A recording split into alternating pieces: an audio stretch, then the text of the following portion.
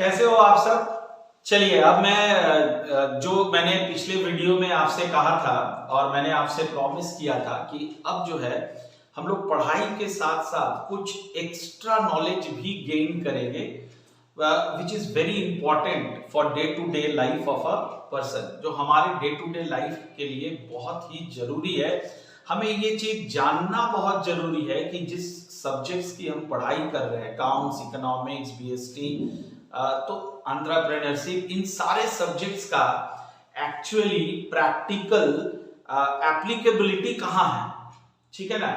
तो इस तरह के वीडियो का मैंने नाम रखा है extra knowledge which each and every one of you should have along with your studies तो जरूरी होता ही है, लेकिन हम ये स्टडीज कर क्यों रहे हैं, इसका प्रैक्टिकल एस्पेक्ट क्या है, इसका प्रैक्टिकलिटी क्या है, ये हम लोग इस वीडियो सीरीज में इसको जानेंगे, दिस एक्स्ट्रा नॉलेज, ठीक है ना।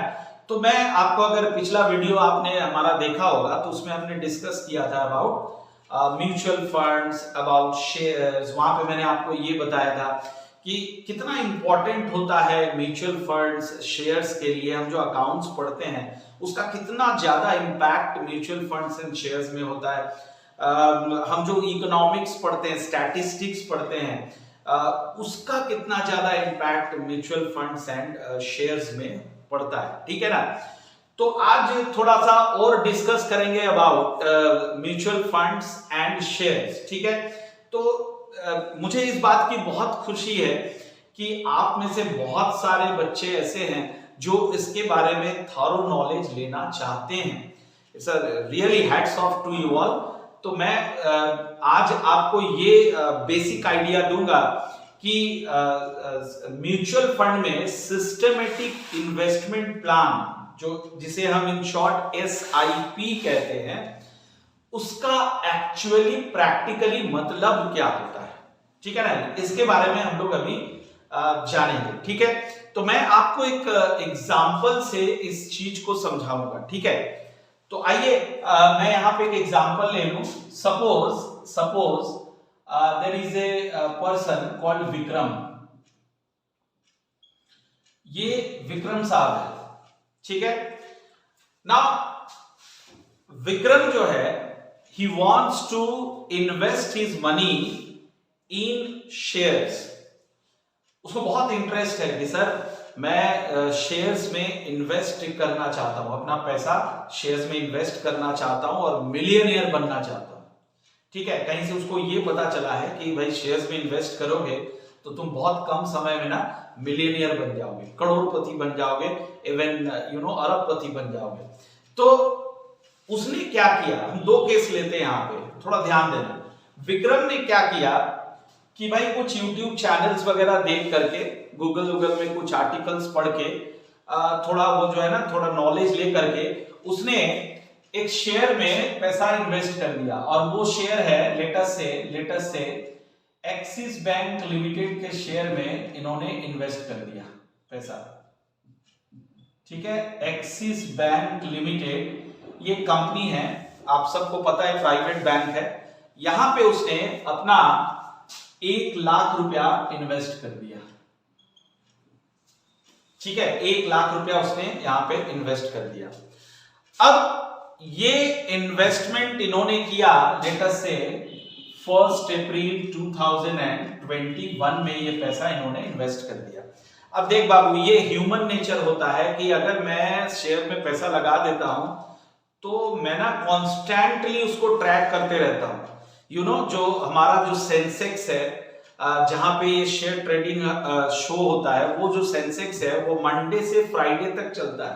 तो मंडे से फ्राइडे तक क्या होता है ना कि ये जो पैसा इन्वेस्ट करते हैं लोग, ये बिल्कुल एंगेज हो जाते हैं कि अरे यार, हमने जो 1 लाख रुपया लगाया उसका अभी क्या वैल्यू चल रहा है। तो कभी 110 हो जाता है, कभी 90 हो जाता है, कभी 80 हो जाता है, डिपेंडिंग ऑन दी मार्केट, ठीक है ना। तो अब विक्रम के साथ भी वही हुआ, since he is a normal human being, तो वो भी चाहेगा अपना पैसा का स्टेटस जानना। तो यहां पे वो क्या किया, हर रोज ये 1 लाख रुपया लगा दिया, उसके बाद हर रोज ना उसको वो चेक करने लगा, ठीक है। तो it takes lot and lot of time, ये आपके लिए बहुत ज्यादा टाइम कंज्यूमिंग है, ठीक है। एंड एट लास्ट उसका ये दिमाग में चल रहा था, किसी यूट्यूब चैनल को देख करके उसने ये कहीं से ये इंफॉर्मेशन उसको मिला था कि 1 लाख रुपया अगर आप इस कंपनी के शेयर में लगा दोगे तो ये ना 2 महीने में 1 करोड़ हो जाएगा, ठीक है। ऐसा उसका अनुमान था, ऐसा उसका मतलब इंफॉर्मेशन उसके पास था। तो अब 2 महीने बीत गए, अप्रैल हो गया, एंड जब 31 मई 2021 को जब 2 महीना इसका खत्म हुआ इन्वेस्टमेंट का, तब उसने उस चीज को चेक किया और ये पाया कि ये जो 1 लाख रुपया है ये 2000 रुपया बन गया। कितना बन गया? 2000 रुपया बन गया। मार्केट क्रैश कर गया due to corona and all that, omicron के चलते या फिर कोरोना के चलते या कोई और चीज के चलते मार्केट बिल्कुल क्रैश कर गया और उसका पैसा जो है वो 1 लाख से 2 लाख हो गया, 2000 हो गया, करोड़ तो छोड़ दो, ठीक है ना। तो ये जो तरीका है जो मिस्टर विक्रम ने अपनाया है, इसको हम लोग डायरेक्ट ट्रेडिंग कहते हैं, यानी डायरेक्ट इन्वेस्टमेंट इन शेयर मार्केट। हमने किसी का हेल्प नहीं लिया, हमने खुद थोड़ा बहुत नॉलेज इधर उधर से लिया और शेयर मार्केट में ये पैसा डाल दिया। तो ये जोखिम भरा होता है बहुत ज्यादा। आपने देखा है यहाँ पे एग्जांपल में कि 1 लाख रुपया कितना हो गया? 2000 रुपया हो गया। तो इनिशियली जो बिगिनर्स है, जो अभी नया नया इन्वेस्टमेंट करना चाहते हैं, जिसको बहुत ज्यादा थॉरो नॉलेज इसके बारे में नहीं है, तो उसके लिए सबसे बढ़िया स्कीम क्या होता है? म्यूचुअल फंड होता है। म्यूचुअल फंड स्कीम में क्या होता है मैं आपको बताऊं। 2 चीज इसमें, 2 तरह से हम लोग इन्वेस्ट कर सकते हैं। एक होता है लमसम और एक होता है SIP, यानी सिस्टमेटिक इन्वेस्टमेंट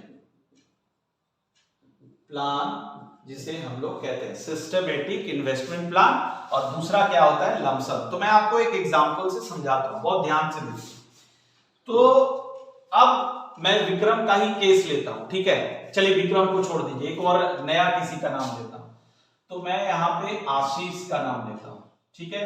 ये एक दूसरा बंदा है जिसके पास 1 लाख रुपया है, ठीक है। और ये जो आशीष है, इसने भी काफी मार्केट को रिसर्च किया एंड यूट्यूब में कुछ वीडियोस देखा, कुछ आर्टिकल्स पढ़ा, लेकिन अंत में उसे ये सारी बातें ठीक से समझ नहीं आई कि आखिर ये है क्या। तो उसे लगा कि मैं अगर डायरेक्ट ये पैसा मार्केट में इन्वेस्ट कर दूं तो इसमें काफी जोखिम हो सकता है, रिस्क हो सकता है। और उसने क्या किया, उसने इसका दूसरा जो अल्टरनेट है, विकल्प जिसे हम लोग कहते हैं म्यूचुअल फंड, उसको चुना। What is mutual fund? Mutual fund companies क्या करती है, अब थोड़ा ध्यान से देखिए। ये लाख रुपया आशीष ने सीधे इस शेयर में नहीं इन्वेस्ट किया, उसने क्या किया, ये 1 लाख रुपया म्यूचुअल फंड कंपनी को दे दिया, ठीक है। म्यूचुअल फंड कंपनी को दे दिया। ऐसे बहुत सारे कंपनीज है म्यूचुअल फंड कंपनीज, HDFC है, ICICI है, टाटा है, आपको बहुत सारा मिल जाएगा, एक्सिस है, ठीक है ना। तो उसने इस कंपनी को अपना 1 लाख रुपया दे दिया। अब कंपनी क्या करता है, म्यूचुअल फंड में जैसे ही आप पैसा डालोगे तो आपको मंडे टू फ्राइडे अपना लैपटॉप और मोबाइल में अपने पैसे को ट्रैक नहीं करना है, ठीक है ना। जैसा विक्रम कर रहा था कि 1 लाख रुपया लगा दिया, अब अपना पूरा समय वो मोबाइल और लैपटॉप में उसे ट्रैक करने में लगा दिया, ठीक है। और पैसा भी चला गया, समय भी चला गया, ठीक है। लेकिन म्यूचुअल फंड में क्या होगा ना कि आप जो 1 लाख रुपया म्यूचुअल फंड कंपनी को देंगे, अब म्यूचुअल फंड का जो एसेट एलोकेट करता है, जो एसेट मैनेजर है, जिसे हम पोर्टफोलियो मैनेजर कहते हैं, तो वो क्या करेगा, आपके नाम से इन द नेम ऑफ आशीष एक पोर्टफोलियो बनाएगा। पोर्टफोलियो मतलब ये हो गया कि वो आपका जो 1 लाख रुपया है वो वेरियस शेयर्स में उसको लगा देगा। जैसे इन्फोसिस में लगा दिया कुछ पैसा HDFC बैंक में लगा दिया, कुछ पैसा रिलायंस में लगा दिया, ठीक है ना। कुछ पैसा मान लो वो लगा दिया किसी पेट्रोकेमिकल कंपनी में, मनाली पेट्रोकेमिकल्स ऐसी किसी कंपनी में उसने पैसा लगा दिया, ये 1 लाख रुपए को। कैसे लगाया? इन्फोसिस में 25,000 डाल दिया, HDFC में 25,000 डाल दिया, रिलायंस में 25,000 डाल दिया और मनाली पेट्रोकेमिकल में 25,000 डाल दिया, और ये टोटल 1 लाख रुपया म्यूचुअल फंड वालों ने इन डिफरेंट शेयर्स में आपके पैसे को लगा दिया। और यहां विक्रम ने क्या किया था? केवल एक ही कंपनी के शेयर में इसको लगा दिया था। म्यूचुअल फंड वालों ने क्या किया? चूंकि उनको पता है कौन सा कंपनी बेटर परफॉर्म कर रही है, they all are very trained, portfolio managers are very trained, उसी की वो पढ़ाई करते हैं और बहुत अच्छे से एनालाइज करके उन्होंने आपके पैसे को अलग अलग शेयर्स में लगा दिया। और ऐसे शेयर्स में लगाया जिनको पता है, पोर्टफोलियो मैनेजर्स को पता है कि ये पैसा डूबने वाला नहीं है। तो इसके पीछे बहुत सारा रिसर्च एंड स्टडीज होता है। क्या क्या रिसर्च एंड स्टडीज होता है मैं धीरे धीरे आपको बताऊंगा। ये भी बताऊंगा कि कैसे हम लोग शेयर्स को पहचानते हैं कि ये अच्छा शेयर है, ये बुरा शेयर है, ये मिड कैप शेयर्स है, कैसे हम लोग पहचानते हैं, ठीक है, वो भी मैं बताऊंगा आपको। तो फिलहाल इस एग्जांपल को देखते हैं।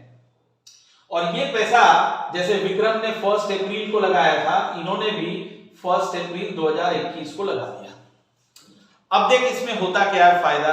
अब जब 31 मई 2021 आया, यानी 2 महीने के बाद, after 2 months, what has happened, Infosys का ये जो शेयर है ये बढ़ करके ना 28,000 रुपया हो गया। HDFC बैंक की हालत थोड़ी सी इस 2 महीनों में थोड़ी गंभीर हो गई, NPS वगैरह बढ़ गया, तो ये 25,000 वाला शेयर 21,000 हो गया, ठीक है। अच्छा, रिलायंस की भी थोड़ी सी हालत इन 2 महीनों में थोड़ी कमजोर हो गई, क्योंकि इनका कंपटीटर्स जो है वोडाफोन आइडिया आ गया, भारती एयरटेल आ गया, जिस वजह से जियो का सेल्स थोड़ा सा डाउन हो गया, जिस वजह से रिलायंस के शेयर्स का भी दाम ना 25,000 से 15,000 हो गया। बताइए, लेकिन जो मनाली पेट्रोकेमिकल्स है इसका शेयर बढ़ के 75,000 रुपए का हो गया। Understand this? इसको कहते हैं पोर्टफोलियो मैनेजमेंट। अब अगर मैं जोड़ता हूं कि 31 मई 2021 में इसके 1 लाख रुपए का अभी क्या वैल्यू हो गया, 20 40 1 50 59 64 69 1,39,000 हो गया। इसे कहते हैं डाइवर्सिफिकेशन, पोर्टफोलियो डाइवर्सिफिकेशन, ठीक है। जो अगर आप डायरेक्ट ट्रेडिंग करोगे तो वहां पे आपको इतनी ज्ञान और इतना नॉलेज अभी फिलहाल नहीं है, लेकिन अगर आप इसको म्यूचुअल फंड वालों को दे देंगे तो वो अपने रिसर्च और नॉलेज के अनुसार आपके पैसे को डिफरेंट शेयर्स में लगाएंगे और आपको कभी भी नुकसान नहीं होने देंगे। अगर होगा भी तो बहुत रेयर और बहुत कम नुकसान आपका हो सकता है। तो ये मैंने आपको बताया अबाउट म्यूचुअल फंड में इन्वेस्ट करना और डायरेक्ट शेयर में इन्वेस्ट करने में क्या फर्क होता है। उम्मीद करता हूं ये आपको आगे इस बात समझ में। अब एक टर्म है यहाँ पे SIP। आप जब भी अभी अपना टीवी चैनल्स, कोई भी चैनल देखोगे तो उसमें इसका ऐड हमेशा आता है SIP से, और उसके बाद कहता है सही है, ठीक है ना। वाकई में ये सही है। कैसे है मैं आपको बताता हूं कि SIP सिस्टमेटिक इन्वेस्टमेंट प्लान में ये भी म्यूचुअल फंड का ही स्कीम है।